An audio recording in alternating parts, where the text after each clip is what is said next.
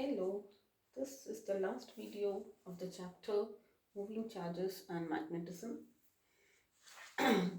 This topic, the last topic in this chapter, is going to be moving coil galvanometer. Okay, we have discussed what is the magnitude of magnetic field at different instances for different use cases, like circular coil if it's at a point because of a straight conductor, moving charge in a field experiencing force, current in a magnetic field experiencing force, and then also the torque experienced by a current loop. All that we have understood. Alright, so now let us understand this concept of moving coil galvanometer. So what is this galvanometer? Galvanometer is a device used for detection and measurement of very small currents. See, ammeter generally we use to measure current, but very small currents and in both the directions, clockwise, anti-clockwise, we can use galvanometer. And what is the principle here? This is very, very important. Principle of galvanometer is based on the fact that a current carrying coil in a magnetic field, a current carrying coil in a magnetic field will experience a torque. You know this. This will experience a torque. We had understood M cross B will be the magnitude of the torque, or MB sine theta will be the magnitude of the torque, where M is the magnetic dipole moment. Alright, so this is the principle that current carrying coil in a magnetic field will experience a torque, and that it will be experiencing torque in such a way that the current is directly proportional to the deflection of the coil. Because of the torque, it moves, and the more the current, more will be the deflection of the coil. More will be the deflection, more will be the torque basically. Alright, so what does it contain? Let's talk about the description. What is this consisting of? It consists of a coil with large number of turns, okay, many turns. A coil which is wound with a large number of turns of insulated copper wire around a metal frame. Okay, so there is a metal frame, like you can visualize a metal conductor on which you have many turns of insulated copper wire, and this is placed symmetrically between curved poles, and this is placed between curved poles of the magnet. So it looks something like this. Now the reason why it is curved also I'll tell you. Okay, so this is the magnet, this is the north and this is south. It is not straight, it is curved here, and there is a coil wherein we were having number of turns. It's made up of many turns. Okay, and this coil is attached to a needle, and this needle can deflect over a scale.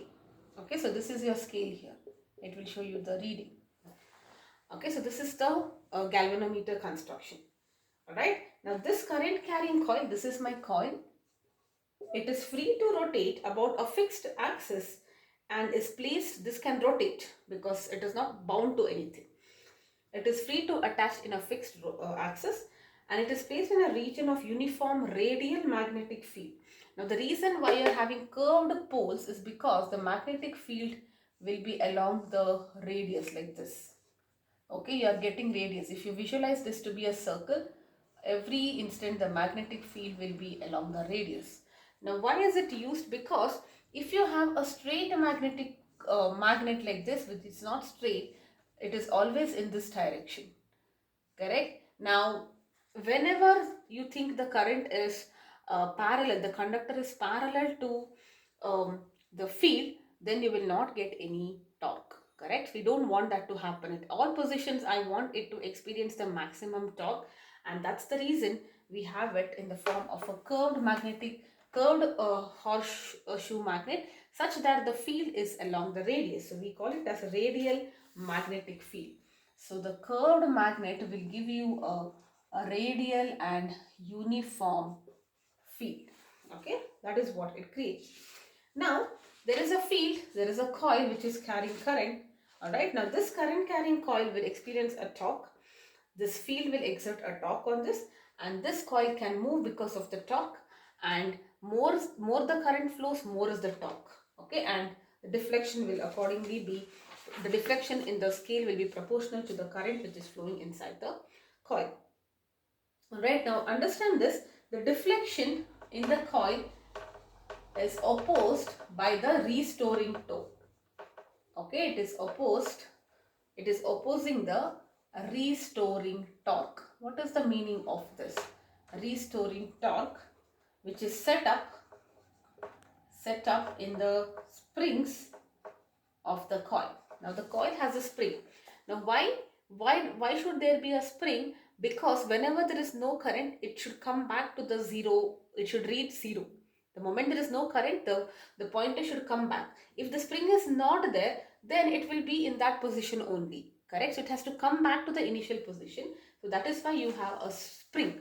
And that spring will create an opposing torque, because it will always try to come back. There is current which is flowing in the coil, which is making the deflection to happen, or the torque to happen, and the spring is trying to resist it. So there is always a restoring torque which is set up in the spring, which controls the movement of the coil.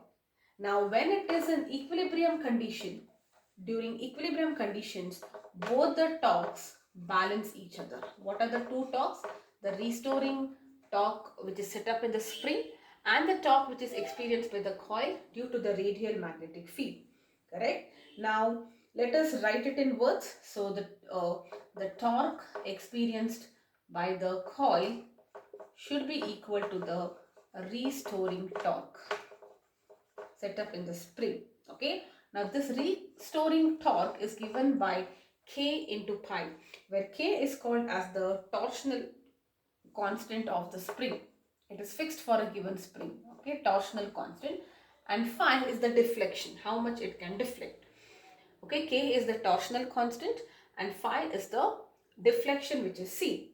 And this torque we already know, it is given as N into BIA, or it is actually IAB. You can write it as IAB. And the reason why sine 90 is 0 here, because at every time the current will be in this direction, the field will be perpendicular to it for every at every single point, right? So it's sine 90 and it is 1. Okay, so NBA IAB sine theta it is. I'll just rearrange this. So what will be deflection now? Deflection is given by NBIA divided by K. Or if you consider this to be constant, N is constant number of turns, B is the field which is also constant for a given magnet, A is the area of the conductor. For a fixed conductor it is also constant, K is also going to be the constant. So can I say this is proportional to I? And that's exactly is the principle. Okay, so how is this deflection proportional to current? More the current, why is the deflection more? This is the reason. Okay, because at every stage the torque setup is balanced by the restoring torque, and because of which we understand that the current is proportional to the deflection. Okay, now we have to define a few terms here: current sensitivity and voltage sensitivity, and based on that we will understand how you can convert this galvanometer into an ammeter. How can you convert a galvanometer into a voltmeter? Alright, so let us understand the first part here, which is going to be current sensitivity. One marker important definition. They will ask you the units. They'll ask you one small 2 marker numericals based on this. Numericals based on this topic is extremely small, 2 marker numericals. Small topic. This is a very small topic. So you will have 2 definitions like current and voltage sensitivity, and based on that you might have numericals. Alright, so first let's talk about current sensitivity. Basically it tells you how sensitive is the galvanometer to a small current, how much it can deflect. Okay, so if I pass a very small current, how much deflection it can show. Alright, so this it is given as phi by I. What is the meaning of this? It is numerically equal to the deflection produced per unit current. Okay, so current sensitivity is defined as the deflection produced per unit current. What is the meaning of that? For a small 1 milliampere or something, how much is the deflection? Per unit current, what is the deflection? That is what is called as the current sensitivity. Okay, now you know pi is NBA by K into I, right? Now I want pi by I. So what will be pi by I? It is NBA by K. So if you want to increase the current sensitivity, if you want to increase the sensitivity, that means for a very small current, if you want large deflection, I need to increase the number of turns, I can increase the feet, I can increase the area of the coil, or I can decrease the torsional constant. That means by decreasing the couple twist of the springs. Okay, so how you can decrease this? This part can be done by achieving phosphor bronze. Okay, by making a suitable material change. Like if you use an alloy of phosphorus and bronze, it will have a reduced value of the torsional constant.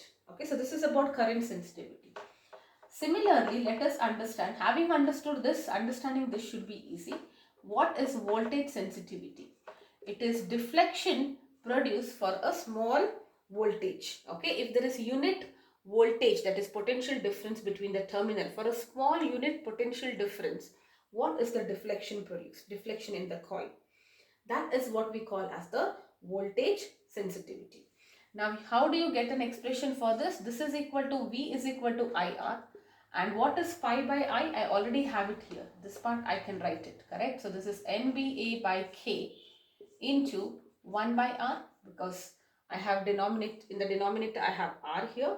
So it looks like if N increases, okay, pi by V or voltage sensitivity increases. But in reality, this is not true.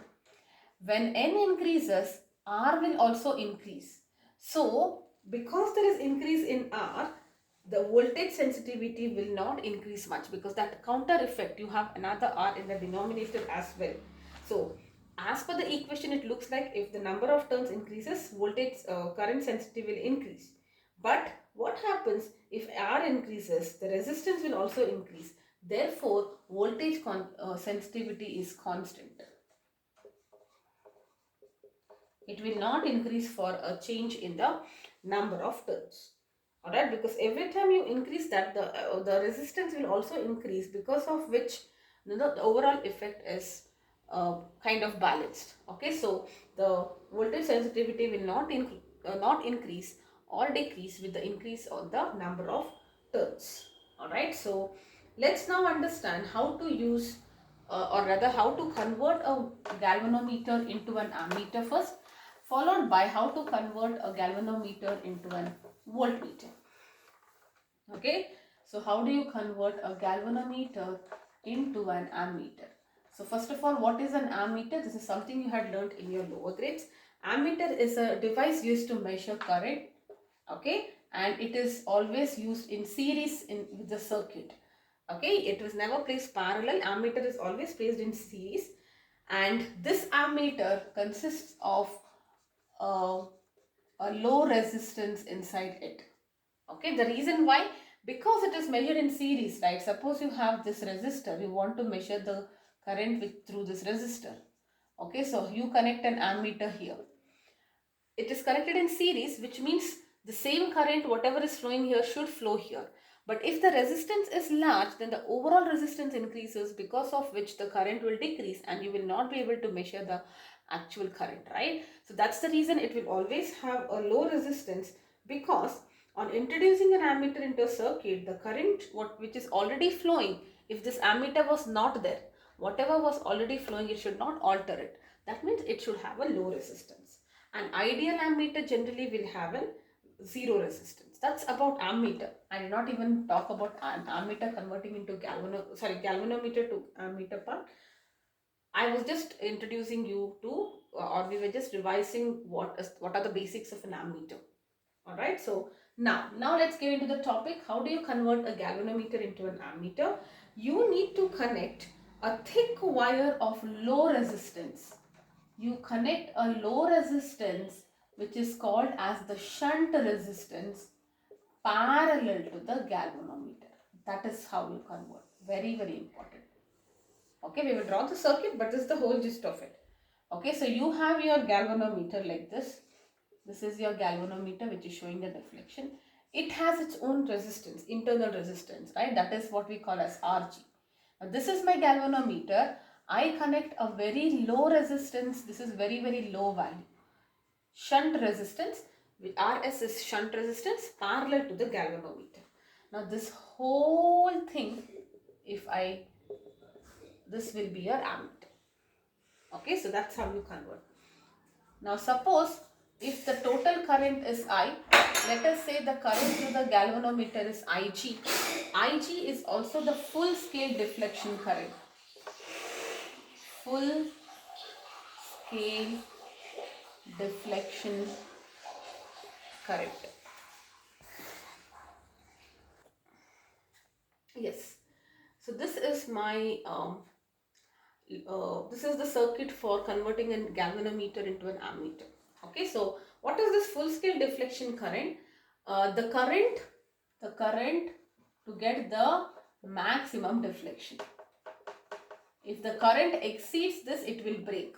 Okay, so for a device, this will be the maximum deflection. From this point to this point, it can deflect. For that deflection, what is the current? That corresponding current is what we call as the full scale deflection current. Alright, so let us say if you want to measure I as the I is the current and Ig be the current to produce full scale deflection, or it is the full scale deflection current. Now do you agree, since this resistance is very low, a large amount of current, that is I minus Ig, I is the total current, Ig flows into this, I minus Ig will flow through the shunt resistance, and this is the majority of the current because this resistance is very, very low. Alright, and this is a parallel connection. So do you agree V across galvanometer will be equal to V across shunt resistance? Voltage will be equal because it is a parallel connection. Okay, and what is voltage? Resistance into current. Total resistance here will be this, I will call it as S. I think it's given as S or Rs, it's fine, shunt. So S into I, what is the current through it? I minus Ig. Okay, this is actually here, but anyways, that's okay. Voltage across shunt is equal to voltage across galvanometer. And what will be the current? Oh, total resistance is Rg, total current is Ig. Okay, so I can get an expression for shunt resistance here, which is Rg Ig by I minus Ig. Okay, or also I can get an expression for Ig here. What will be the value of Ig here if you rearrange this? Look at that. S into I minus S into Ig is capital G small g is fame. Alright. So now if I rearrange this, S into I will be Ig into Rg plus S if I just bring it. So what will be your Ig? I into S by Rg plus S. So I can calculate both of, you remember one, the other one you can easily understand. Okay, so if I know what is the meaning of this, I will, once I am given a galvanometer, I would know its full scale deflection current. I can easily calculate it. It is fixed for a given galvan. Resistance is fixed. I is the current to be measured. So I can easily calculate the value of the shunt resistance which I need to use, and I can also, if I know the shunt resistance, I can calculate the full scale deflection current. Okay, and do you see that? Look at that. I know pi is proportional to I, and here Ig is proportional to I. Correct? You see that? Therefore, I can say pi is proportional to Ig. Or in other words, the scale of the galvanometer is calibrated to read the main current. I don't have to bother about Ig because I want to read the main current, right? I don't want the current in the galvanometer. So you calibrate the scale to actually read the main current. So this is how you can convert an ammeter, a galvanometer into an ammeter by putting a shunt resistance, which is a very, very low resistance, in parallel to the galvanometer. And the idea is that most of the current flows through this, alright, a very low current flows through this, most of the current actually flows through this, and because of which you will be able to accurately measure this, because if most of the current flows through this I can decide what should be the value depending on what should be the full scale current or what is the maximum current I am supposed to read. So once I design that, I can easily read the main current which is flowing in the galvanometer or in the circuit for that matter. Alright, so that's about ammeter. Let's now understand how do you convert a galvanometer into a voltmeter. But before that, let us also understand what is an old voltmeter. Voltmeter is a device which is used to measure the potential difference or voltage. This is your voltmeter, and it is always connected in parallel, and it has got high resistance, because look at that, if I have a resistance and if I want to measure, you need to connect it like this. Now, if this is low, then most of the current will flow through it, right? We do not want the current which is flowing in the resistance to be altered because of the introduction of this voltmeter. We want the current to be the same. So, because it's connected in parallel, it should be a very high resistance device, so that majority of the current flows through the circuit which you are trying to measure, and the voltmeter actually is not affecting the reading of the current. Alright, so that's why we keep, that's the reason it will have a high resistance. Now, how do you convert a galvanometer into voltmeter? Galvanometer into voltmeter is converted by adding a high resistance in a series with the galvanometer. Alright, so look at that. This is my galvanometer. It has its resistance, which is Rg. You connect another high resistance called as R. Okay, only R. Alright, so this is how it is. Okay, so this entire thing is my voltmeter now. Alright, a high resistance connected in series. Now you know that what will be the total voltage now? Total voltage is equal to current. Let us say I don't have Ig and I, it is the same current flowing, correct? So current into total resistance. What is the total resistance? Rg plus R. So what will be the value of R? If you just rearrange this, you will be getting V by Ig minus Rg. Okay, I bring this here and then do minus Rg. This will be the value, and you can see that Ig is proportional to V. Right? You can see that the ratio is constant. It, because these two are constants, so Ig is proportional to V. Alright, so you can also, it also means that you can directly calibrate the scale to actually read the voltage directly. Okay, so it is not like you are reading the current, you can calibrate it to read the voltage directly. This is the principle. Alright, so let's take a quick question. Let's do a quick question on galvanometer converting into a voltmeter or ammeter. If you remember these formulas, it's very, very easy. 2-marker questions. A galvanometer coil has a resistance of, this is your Rg, right? So I'll write it, resistance Rg, which is equal to 12 ohms, and it shows full scale deflection current. So full scale deflection current is going to be 3 milliampere. This is given in the question. How will you convert the meter into a voltmeter? You need to convert this into a voltmeter of range. The range of the voltmeter should be 0 to 18 volts. Okay, this is the question, a real-time question.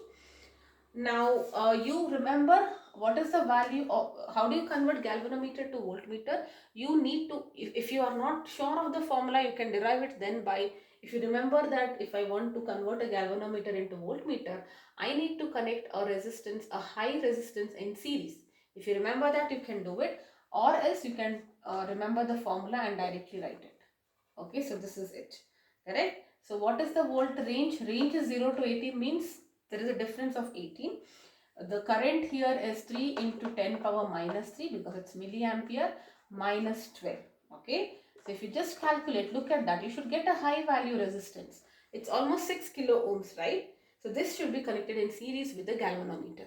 You have to write it, because they have not mentioned that how should you connect it. You should know that this resistance should be connected in series with the galvanometer in order to convert it to a voltmeter with the range of 0 to 18 volts.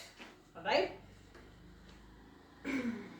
Yes, let's take up a question on ammeter also. A galvanometer coil has a resistance Rg of 100 ohms. This is the resistance of the galvanometer. It requires a potential difference. So it requires a potential difference of 300 millivolt for full scale deflection. Okay. How do you convert it? The requirement is convert it into an ammeter with a range of 0 to 3 amperes. Alright. Now, let us write, you need to calculate the value of shunt resistance, right? So this is Rg into Ig. I have derived it in the section where you convert a galvanometer into an ammeter. So I minus Ig. This is the formula to calculate the shunt resistance. Now Rg, you know, it is 100. Now I don't know what is this current. First I need to calculate that. And this is 3 and I need to calculate this Ig. So how do I calculate Ig? You know Ig is equal to Vg by Rg. Because Ig is the current flowing in the galvanometer, it is also equal to potential difference and this. And this potential difference is given to you 300 millivolt divided by resistance, which is 100. So what will this be? This is 3 milliamperes, right? 3 into 10 power 3. So now you can put it here, 3 into 10 power minus 3, 3 into 10 power minus 3. You can take things common, and if you calculate this, you will be getting it as 0.1 ohms. Look at that, it should be a small value, it justifies, right? So, but you cannot just stop at this point, you will have to say, if you want to convert this galvanometer into an ammeter with this current reading, I need to add a resistance of 0.1 ohm in parallel to the galvanometer. That time I can use this as an ammeter with this much of range. Alright, so these are the only questions, these type of questions are mostly the questions which you can expect in this section or under this topic, that is moving coil galvanometer. You just have to remember the principle, brief description, current sensitivity, voltage sensitivity, how to convert it to a ammeter, how to convert it to a voltmeter, and also these formulas. Formula, even if you forget, if you remember that it should be connected in series or parallel, you can derive it then and there, no problem at all. Alright, so if it's better to remember because you will save some time. If not, also you can always, if you should be thorough with the circuit, that when it is parallel, when it is in series, apply your regular Ohm's law things, and you will be getting the same formula which you can use. Or just to save time, of course you can remember all of this. So that's about it. This completes this whole chapter, moving charges and magnetism, and I will be doing the next chapters, that is matter and magnetism, in the next videos. Okay, so this playlist is complete. If you are having doubts, you can let me know. And also I have done one numericals for each of the topic, whichever was discussed. You can practice more numericals, especially you can go through some examples I have taken and some random questions. You can also go through the worked examples of the textbook for now. Make sure NCERT are thorough, and then you can randomly pick up questions from the exercise. You don't have to do every question, but you should be confident enough to do every question. So take up questions which is kind of covering all the topics. Okay, so first worked examples followed by exercise questions, numericals, which covers all the topics, because for every derivation, for every formula, you have one questions. So you have a lot of variety questions here. You should be very thorough with the formulas. That's all. Be clear, you write all the formulae in one place in the order, and understand which formula is suitable for what use cases, and the given question you will have to analyze and see which is the use case here, and then apply the relevant formula. Okay, so any doubts in this chapter, you can always let me know. This is the complete playlist. Very soon I will be taking up the next chapter.